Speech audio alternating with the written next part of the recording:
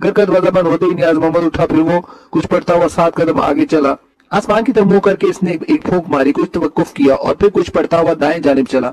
इस तरह वो एक मुरब्बा की शक्ल बनाता वहीं पहुंच गया जहां से चला था। ड्राइंग रूम की खिड़की से लान साफ नजर आ रहा था। अकबर ने जब भी झांक कर देखा, नियाज मोहम्मद जैसे चलता हुआ, पढ़ता हुआ, फूंक मारता हुआ नजर आया। अकबर ने नियाज मोहम्मद के आते ही मामू फुरकान को फोन कर दिया। वो भी बस पहुंचने ही वाले थे। नियाज मोहम्मद के यहाँ पहुंचने के ठीक 1 घंटे के बाद मामू फुरकान आ गए। वो अपने घर वालों को बता रहे थे कि वो अब 3-4 दिन अकबर के घर पर ही रहेंगे। मामू फुरकान खुले गेट में दाखिल हुए तो उन्होंने दूर ही से नियाज मोहम्मद को अमल करते देख लिया था, लिहाजा उसकी तरफ नहीं गए, वो सीधे घर में आ गए।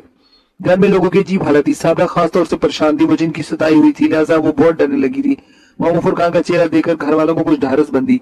मामू फुरकान ने पहले अकबर को अलग ले जाकर इससे बात की। इसने नियाज मोहम्मद से जो गुफ्तगू हुई थी वो अमन वन दोहरा दी। तब मामू फुरकान ने घर वालों को तसल्ली दी और कहा, इस तरह परेशान होकर बेइज्जती के बैठना ठीक नहीं है। ये एक लंबा अमल है, 2-3 दिन में कुछ जाहिर होगा। तुम लोग अपने अपने काम में मसरूफ हो जाओ। ये बात ज़हन में लाओ ही मत के बाहर कुछ हो रहा है। मामू फुरकान के समझाने और तसल्ली देने पर इन लोगों की परेशानी कुछ कम हुई। तब साबरा राजदा किचन में गई और नाश्ते का बंदोबस्त करने लगी।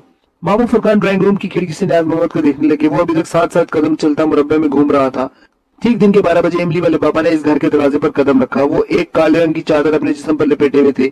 बड़ी बड़ी लाल आंखें, हाथ में कोई 1.5 फुट लंबा और 2 इंच मोटा काला सा डंडा था। इमली वाले बाबा ने गेट में दाखिल होते ही लॉन की तरफ रुख किया। वो किसी रोबोट की तरह मशीनी अंदाज में चल रहे थे। नियाज मोहम्मद के करीब पहुंचकर उन्होंने वो काला डंडा इसे दे दिया और कुछ ना बोले।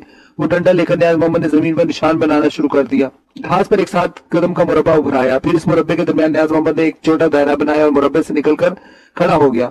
इमली वाले बाबा लकड़ी की खड़ावे पहने हुए थे। वो उन्होंने निशान ज़दा इलाके से बाहर ही छोड़ दिया और छोटे दायरे में विराजमान हो गए। वो आलती पालती मारकर बैठे। उन्होंने दोनों हाथ घुटनों पर रख लिए। नियाज मोहम्मद निशान ज़दा इलाके से बाहर इमली वाले बाबा की खड़ावे अपनी गोद में लेकर बैठ गया। मामू फुरकान और अकबर वक्फे से खिड़की में इस बाहर का नजारा करते रहे थे। इन्हें नियाज मोहम्मद मसरूफ अमल दिखाई देता। अभी तक इमली वाले बाबा का जरूर ना हुआ था। 12 बजे के बाद जो अकबर ने खिड़की का पर्दा खिसकाया तो इसे ये देखकर खुशी हुई कि इमली वाले बाबा न सिर्फ आ गए बल्कि उन्होंने आसन भी जमा लिया और कुछ पढ़ने में मसरूफ है। अकबर ने जल्दी से मामू फुरकान को बताया, वो आ गए हैं। अरे कब? मामू फुरकान ड्राइंग रूम की तरफ लपके। फिर बारी बारी सबने इमली वाले बाबा का नजारा किया। कुछ पढ़ते पढ़ते अचानक इमली वाले बाबा ने आंखें खोली तो साबरा डरकर एकदम पीछे हट गई। इनकी सुर्ख आंखें देखकर इसे काला बिल्ला याद आ गया। साबरा फौरन ड्राइंग रूम से चली गई। इमली वाले बाबा पढ़ते हुए इसी तरह आंखें बंद करते और खोलते। सब घर के लोग टीवी लॉन्च में बैठे रहे। इनके दिलों पर खौफ तारी था। अकबर और मामू फुरकान वक्फे से खिड़की से इनका नजारा करते रहे। मामू फुरकान ने कोई 3 बजे के करीब साबरा और राजदा को जबरदस्ती सोने के लिए भेज दिया। अकबर और मामू फुरकान सारी रात ना सोए। इमली वाले बाबा दिन के 12 बजे जिस आसन में बैठे थे, सारा दिन और सारी रात वो इसी तरह बैठे रहे। उन्होंने कुछ खाने को मांगा, ना पीने को। अलबत्ता नियाज मोहम्मद ने सिर्फ दोपहर का खाना खाया। रात का खाना इसने भी ना खाया। दूसरे दिन 12 बजे पूरे 24 घंटे के बाद इमली वाले बाबा ने चाय तलब की और वो भी बगैर दूध और शक्कर की। नियाज मोहम्मद ने अकबर को घर से बुलाकर चाय का कहा और फिर बोला, जिस कप में मुर्शिद को चाय देनी है पहले वो खाली कप मुझे दिखा दो। अकबर ने साबरा से कहकर घर में जो सबसे कीमती कप था वो मंगवाया। इसे अच्छी तरह धुलवाया और नियाज मोहम्मद के सामने पेश कर दिया।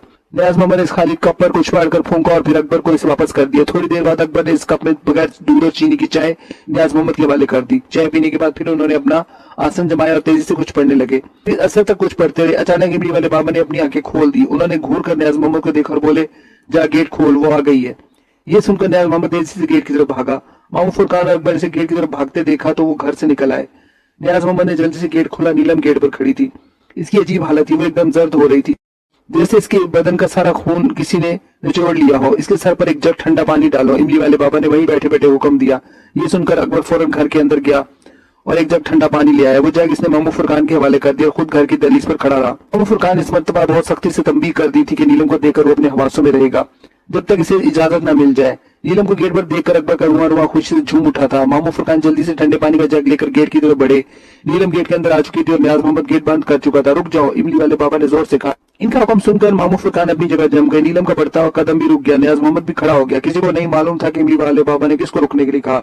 नीलम, तुम अपनी जगह से हिलोगी नहीं, इमली वाले बाबा ने हुक्म दिया। और फुरकान, तुम इसके सर पर पानी डाल दो। मामू फुरकान जल्दी से आगे बढ़े। उन्होंने पथराई हुई नीलम के सर पर ठंडे पानी का जग खाली कर दिया। पानी पड़ते ही इसके सर से छन छन की आवाज आई, जैसे जलते तवे पर पानी गिरे। पानी इसके सर से बहता हुआ जिस्म पर गया। जिस्म पर पानी पहुंचते ही एकदम इसके जिस्म से धुआं सा उठा और नीलम तेवरा कर जमीन पर गिर पड़ी। वो तो मामू फुरकान इसके नजदीक थे। उन्होंने फौरन से संभाल लिया, वरना नीलम अगर बराह रास्त जमीन पर गिरती तो उसका सर फट जाता। इसे इधर ले आओ, इमली वाले बाबा ने हुक्म दिया था। मामू फुरकान और नियाज मोहम्मद ने मिलकर नीलम को उठाया और इमली वाले बाबा के सामने लिटा दिया। वो बेहोश हो चुकी थी। इमली वाले बाबा ने इसकी पेशानी पर हाथ रखा और मामू फुरकान से मुखातिब होकर बोले, एक बाल्टी खोलता हुआ पानी दरकार है। अभी लाया, ये कहकर मामू फुरकान घर के अंदर भागे। उन्होंने दोनों चूल्हों पर पानी गर्म करने के लिए रखवा दिया। गर्मी थी, थोड़ी देर में पानी उबलने लगा। मामू फुरकान ने सारा पानी एक प्लास्टिक की बाल्टी में उल्टा और घर से बाहर आ गए। इमली वाले बाबा नीलम की पेशानी पर हाथ रखे कुछ पढ़ने में मशगूल थे। नीलम की आंखें बिल्कुल बंद थी। मामू फुरकान ने खोलते पानी की बाल्टी इमली वाले बाबा के नजदीक रख दी। तब उन्होंने डोंगे भर भर कर नीलम के जिस्म पर पानी डालना शुरू किया। गर्म पानी का पड़ना था कि नीलम बुलबुला हो गई। इसका जिस्म बिन जल मछली की तरह तड़पने लगा। पानी के हर डोंगे पर इसका जिस्म बुरी तरह तड़प रहा था, लेकिन इसकी आंखें बदस्तूर बंद थी और चेहरे पर शदीद कर्ब के आसार थे। इमली वाले बाबा ने इसके पूरे जिस्म पर पानी डाला, जिस्म का कोई हिस्सा न छोड़ा। इसका जिस्म तड़पता रहा, मगर इसकी उन्होंने परवाह न की। जबकि मामू फुरकान इस तड़पते जिस्म को देख न सके, उन्होंने मुंह फेर लिया।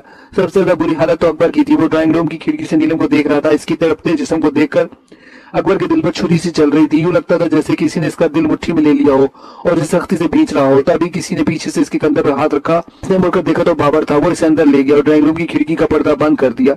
अकबर इस तरह कैफियत में अपने कमरे में चला गया और लेट गया। थोड़ी देर बाद मामू फुरकान कमरे में आए, बोले चलो तुम्हें इमली वाले बाबा बुला रहे हैं मुझे। वो हैरतज़दा होकर बोला। वो फौरन उठकर खड़ा हो गया। जब अकबर मामू फुरकान के साथ घर के बाहर आया और उसने लॉन पर नजर डाली तो नीलम का सर झुकाए इमली वाले बाबा के सामने बैठा पाया और इसके गिर्द बर्फ पड़ी हुई थी। ये वो पानी था जिसके जिस्म से बहकर जम गया था। अकबर इनके नजदीक पहुंचा तो उन्होंने अपनी सुर्ख सुर्ख आंखों से इसे देखा और मुस्कुराकर बोले, अकबर अपनी बीवी को ले जाओ, वो खबीस अब इस पर कभी काबज नहीं हो सकेगा। ये सुनकर इसने बड़ी ममनूनियत से इमली वाले बाबा को देखा और तशक्कुर के तौर पर इसने इनका हाथ थामना चाहा। वो इनके हाथ को चूमना चाहता था। इमली वाले बाबा ने अपना हाथ फौरन पीछे खींच लिया और मुस्कुरा कर कहा, भाई मेरा नहीं, अपनी बीवी का हाथ पकड़ो और अब तुम लोग जिस जल्द हो सके यहाँ से निकल जाओ, लेकिन फुरकान तुम यहीं रहोगे। मामू फुरकान ने पहले ही इन लोगों को जाने के लिए तैयार कर रखा था। अब जैसे ही जाने का हुक्म हुआ, अकबर 2 मिनट में नीलम समेत सबको गाड़ी में बिठाकर मामू फुरकान के घर की तरफ रवाना हो गया। अकबर के जाने के बाद मामू फुरकान इमली वाले बाबा के सामने हाथ बांधकर खड़े हो गए। इमली वाले बाबा ने इन्हें कुछ पढ़ने को बताया और बोले, तुम घर में जाकर अंदर से सारे दरवाजे बंद करो और जो मैंने बताया इसे पढ़ना शुरू कर दो। याद रखो, घर से बाहर किसी कीमत पर ना निकलना, ना दरवाजा खोलना, बेशक तुम घर में आग लगी हुई क्यों न देखो। जी बेहतर, मामू फुरकान ने बहुत सादतमंदी से कहा।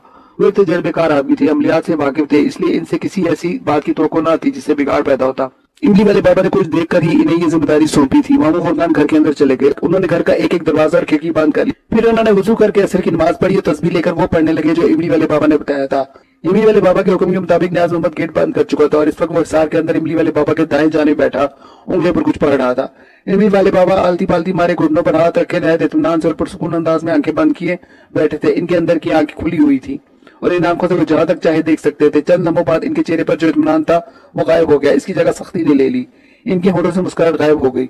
वो मुस्तरद होकर बैठ गए। तभी घर का गेट एक धमाके से खुला और 2 सफेद घोड़े वाली बग्गी गेट में दाखिल हुई। बग्गी अंदर आकर रुक गई। इमली वाले बाबा ने अपनी जलाली आंखें खोल दी और घूर कर बग्गी की तरफ देखा। बग्गी से बड़ी शान से सैदपुर का जिन बरामद हुआ। वो इस वक्त शहजादे के रूप में था। वो बग्गी से उतरकर 2 कदम आगे चला और फिर कमर पर हाथ रखकर खड़ा हो गया। इसने इमली वाले बाबा को मुस्कुरा कर देखा। बहरूपिया आ गया। इमली वाले बाबा ने इसे तिरछी नजरों से देखा। नीलम कहाँ है? सैदपुर के जिन ने सवाल किया। इसके लहजे में बड़ा हुक्म था। नीलम जिसकी थी इसके हवाले कर दी गई। तुम इसे भूल जाओ। नीलम मेरी है, मैं इसे नहीं भूल सकता। ये ठीक है कि तुमने अपनी ताकत का मुजाहरा करके इसे यहाँ खींच बुलाया है, लेकिन इसका ये मतलब नहीं है बहरूपिया तू अपने असल रूप में तो आ। इमली वाले बाबा ने इसे अपनी बात पूरी ना करने दी। फिर क्या होगा? तेरा जरूर पाश पैश होगा और ये होगा। तूने बहुत तबाही फैलाई है, बहुत लोगों को नुकसान पहुंचाया है। बस अब ये खेल खत्म हुआ। मैं जानता था कि तू आएगा जरूर। अब तू आ गया है तो याद रख, वापस न जा सकेगा। ये सुनकर सैदपुर के जिन ने कहका लगाया बोला, बाबा तू मेरा क्या कर लेगा? मैं जहाँ बैठा हूँ इसके नीचे तुझे दफन करके जाऊंगा। ये भी तो हो सकता है तू जहाँ बैठा है वो तेरी अपनी कब्र बन जाए। तू मुझे जानता नहीं है, वरना ऐसी बात कभी ना कहता। वाकई तो खैर तू भी मुझसे नहीं है, तो अब वाकिफ करा दे। इमली वाले बाबा ने जरा सख्त लहजे में कहा। ये तेरी बराबर तेरा सिपाही बैठा है, इससे पूछ। सैदपुर के जिन ने हंसकर कहा, ये बताएगा तुझे मैं क्या हूँ। तू जो है मेरे सामने है। मैंने नीलम को तेरे चंगल से निकाल लिया है। अब तेरी बारी है। तेरी मौत तुझे यहाँ खींच लाई है। अच्छा तो फिर संभल। ये कहकर सैदपुर के जिन ने दोनों बाजू फैलाए। इमली वाले बाबा तो 2 दिन से संभले बैठे थे। इससे पहले वो 40 दिन का एक पूरा सर वजीफा पढ़ चुके थे। फिर इनकी मदद को नियाज मोहम्मद मौजूद था। मामू फुरकान भी इस मार्के में हिस्सा ले रहे थे और वकील कार्डो से लेस किला बंद बैठे थे। गर्ज इमली वाले बाबा की दिफाई लाइन बहुत मजबूत थी। जब सैदपुर के जिन ने इन्हें संभलने को कहा तो वो सिर्फ जेर लब मुस्कुराए और उन्होंने अपनी नजरें सैदपुर के जिन पर गाड़ दी। सैदपुर के जिन ने दोनों हाथ फैलाकर अपने बाजू ऊपर कर लिए और फिर वो अपने दोनों हाथों को जमीन की तरफ झुकाता चला गया और जैसे ही इसने अपने दोनों हाथों से पांव छुए तो इसके जिस्म से एक शोला बरामद हुआ। शोला बरामद होते ही इसका बहरूप खत्म हो गया। वो शहजादे से काला बिल्ला बन गया, अपने रूप में आ गया। बिल्ला बनते ही पीछे खड़ी 2 घोड़ों वाली बग्गी एक लम्हे में गायब हो गई और खुला हुआ गेट खुद ब खुद बंद हो गया। सैदपुर के जिन के जिस्म से जो शोला बरामद हुआ था वो जिस चीज से मस हो रहा था इसमें आग भर उठती थी। सस पौधे और हरी हरी घास इस तरह जल रही थी जैसे सूखा हुआ भूस। घास से भरे लॉन में आग तेजी से बढ़ रही थी, फैल रही थी, जैसे लॉन में पेट्रोल बहाया जा रहा हो। फिर देखते ही देखते इस शोले ने घर के दरो दीवार में आग लगा दी। खिड़कियां दरवाजे सूखी लकड़ी की तरह जलने लगे। अब पूरा घर शोलों की लपेट में था। शोले आसमान से बातें कर रहे थे, धुआं बादल बन गया था। मामू फुरकान घर के दरो दीवार जलते देख रहे थे, लेकिन इनके चेहरे पर कोई घबराहट न थी। वो जय नमाज पर बैठे बड़े आराम से इमली वाले पापा का बताया हुआ वजीफा पढ़ रहे थे। इस आग में घर के तमाम पौधों को अपनी लपेट में ले रखा था, लेकिन इमली वाले बाबा जिस चकोर हिसार में बैठे थे, आगे हिसार के हाथ से आगे नहीं बढ़ रही थी। इमली वाले बाबा ने बहुत तेजी से कुछ पढ़ना शुरू कर दिया। इन्हें गुस्सा आ गया था। अब इनके अंदर भी आग भड़क उठी थी। इनके अंदर जो आग भड़की थी वो सुनो ही ना थी। फिर वो पढ़ते पढ़ते खड़े हो गए। अपनी लाल आंखों से शोलों में देखा। इसे तलाश करने में इमली वाले बाबा को ज्यादा देर न लगी। वो शोलों में गिरा बड़े आराम से बैठा अपने पांव चाट रहा था। इमली वाले बाबा को खड़े होकर देखकर वो चौकन्ना हो गया। इसने अपने दोनों कान खड़ी की और इमली वाला बाबा की आंखों में आंखें डाल दी। बस आंखों में आंखें डालना गजब हो गया। इमली वाले बाबा इसी लम्हे के मुंतजर थे। इनकी आंखों में बिजलियां सी कूदी और वो काले बिल्ले की आंखों में जज्ब हो गई। काला बिल्ला देवरा कर पीछे गिरा और जमीन पर लौटने लगा। इसकी दोनों आंखों से खून जारी हो गया था। देखते ही देखते सैदपुर के जिनकी लगाई हुई आग सर्द पड़ गई। वो जिस तेजी से लगी थी इसी तेजी से बुझ गई। घर की किसी चीज को कोई नुकसान न पहुंचा। दरो दीवार वैसे के वैसे थे। जो पौधे जल गए थे वो भी सरसब्ज और शादाब नजर आ रहे थे, लेकिन काले बिल्ले की बुरी हालत थी। इसकी आंखों से खून जारी था और वो जमीन पर पड़ा तड़प रहा था। इसने रहम तलब निगाहों से इमली वाले बाबा की तरफ देखा और इनके दिमाग में बोला, बाबा मुझे माफ कर दो, ये बिजलियां मेरे जिस्म से निकाल लो, ये मुझे झुलसाए जा रही हैं। मैं अब कभी इधर पलट कर नहीं आऊंगा। नीलम को भूल जाऊंगा, इस घर को भूल जाऊंगा। सैदपुर के जिन अब कुछ नहीं हो सकता। माफिया मांगने का वक्त गुजर गया। अब इन बिजलियों पर मेरा अख्तियार नहीं रहा। ये अपना काम खत्म करके ही दम लेंगी। बाबा जी मुझ पर रहम करो, मैं तबाह हो जाऊंगा। तुम तो बड़ी शान से बग्गी में सवार होकर यहाँ आए थे, शहजादे बने हुए थे। अब दोबारा शहजादा बनकर दिखाओ तो जानू। बाबा जी मैं तबाह हो रहा हूँ, मुझे बचा लो। वो गिड़गिड़ाने लगा। तुम तो बड़े जबरदस्त जिन हो, अब तुम अपनी ताकत का मुजाहरा क्यों नहीं करते? इमली वाले बाबा ने गुस्से से पूछा। बाबा जी मैं हार गया, मैं आपके पांव पकड़कर माफी मांग लूंगा। सैदपुर का जिन काले बिल्ले के रूप में रोता तड़पता रहा, माफिया मांगता और गिड़गिड़ाता रहा, लेकिन इमली वाले बाबा पत्थर बने अपनी जगह खड़े रहे। वो जानते थे कि उन्होंने किसी पर जुल्म नहीं किया। उन्होंने एक जालिम से इसके जुल्म का हिसाब लिया है। कुछ देर के बाद जुल्म मिट गया। जुल्म का कुलिया ही है कि बढ़ता है तो मिट जाता है। फिर इमली वाले बाबा ने नियाज मोहम्मद के सहार से निकलने का इशारा किया। इसने दरवाजा खटखटाया, मामू फुरकान को बाहर बुलाया। मामू फुरकान बाहर आए तो उन्होंने नियाज मोहम्मद से पूछा क्या हुआ? वो मेरे मुर्शिद से टक्कर लेने चला था, इनका एक वार न सह सका, बड़ा शहजादा बनकर आया था, खुद को बड़ा जबरदस्त जिन कहता था, मुर्शिद के आगे एक लम्हा न ठहर सका, वो बाहर पड़ा है, आओ आकर देख लो। नियाज मोहम्मद ने मुस्कुराते हुए बताया। मामू फुरकान ने ये सुनकर फौरन खुदा का शुक्र अदा किया और भागे हुए बाहर गए। उन्होंने इसे देखा, वो बेकसी की सूरत में जमीन पर पड़ा हुआ था। इसकी आंखें खुली हुई थी और खून आंखों से निकलकर चेहरे पर जम गया था। कुछ खून जमीन पर भी गिरा हुआ था। फिर इमली वाले बाबा ने सार छोड़ दिया। इनकी हिदायत के मुताबिक जहां वो बैठे थे वहां एक गड़ा खोदा गया। एक गड़ा मामू फुरकान ने अपने हाथों खुरपी से खोदा।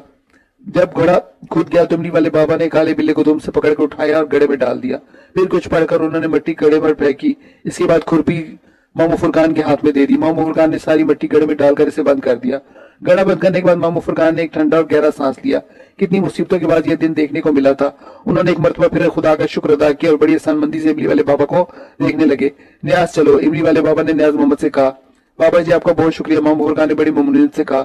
हमें इस तरह के कामों से कोई दिलचस्पी नहीं, लेकिन इस खबीज ने इस कदर ऊधम मचाया हुआ था कि इसकी सरकूबी के लिए हमें अपनी जगह से निकलना पड़ा। अब यहाँ कोई खतरा नहीं है, बच्चों को बुला लो, अब हम जाते हैं। इमली वाले बाबा ने आगे कदम बढ़ाया और घर से निकल गए। नियाज मोहम्मद इनके पीछे भागता चला गया। इन दोनों के जाने के बाद मामू फुरकान ने एक नजर गड़े को देखा जो अब घास मिली मिट्टी से पुर हो चुका था। इस बंद गड़े को देखकर उनका रुआ रुआ खुशी झूम रहा था। फिर इस घर में खुशी टूटकर बरसी और क्यों न बरसती। जुल्म का एक अहद खत्म हो गया था। अब दर्दनाक अजाब से निजात मिल गई थी। हर शख्स ने इस दिन के लिए ख्वाब देख रखे थे। निजात का दिन आया तो सबकी आंखों में अपने अपने ख्वाब जाग उठे। कुछ ख्वाब अकबर के थे तो कुछ ख्वाब अकबर की बहन और उसकी माँ के थे। राजधान सब में पेश पेश थी। वो इस दिन का बड़ी बेचैनी से इंतजार कर रही थी। इसने तय कर लिया कि शादी की फिर से तमाम रस्में अदा की जाएंगी। राजा की इस राय से सबको इत्तेफाक था। एक इत्तेफाक नहीं था तो अकबर को। जाहिर है शादी की दोबारा रस्में अदा की जाने की वजह से नीलम और इसके दरमियान फासले बढ़ जाने थे। अकबर के लिए तो अब एक एक लम्हा भारी था। मामू फुरकान ने नीलम को घर रोक लिया। वो लड़की वाले बन गए। रात ही को लाहौर फोन कर दिया गया। लफयाज और वाहिदा दूसरे दिन कराची पहुंच गए। वो दोनों मामू फुरकान के यहाँ ठहरे। उन्होंने बारात की आमद के सिलसिले में अखराजात की जिम्मेदारी लेना चाहिए, लेकिन मामू फुरकान ने ऐसा न करने दिया। बारात के तमाम अखराजात उन्होंने न सिर्फ खुद उठाए बल्कि नीलम को एक सोने का सेट भी अपनी तरफ से तोहफे में दिया। बारात में जल्दी जल्दी जो लोग साथ आ सके इन्हें साथ ले लिया गया। जब बारात रुखसत हुई और नीलम को एक सजी सजाई कार में बिठाया गया तो एहसास न होता था कि नीलम की 4 माह पहले शादी हो चुकी है, बल्कि ये एहसास होता था कि नीलम की आज ही शादी हुई है और वो वाहिदा फयाज के बजाय जैसे मामू फुरकान की बेटी है। इस शादी में दादा गफूर की कमी शिद्दत से महसूस की गई। काश वो आज जिंदा होते तो नीलम को दुल्हन बने देखकर किस तरह खुश होते। बारात गुलशन वापस पहुंची, घर रोशनियों से जगमगा रहा था। बाबा ने इस रोशनी पर दिल खोल कर पैसा खर्च किया था।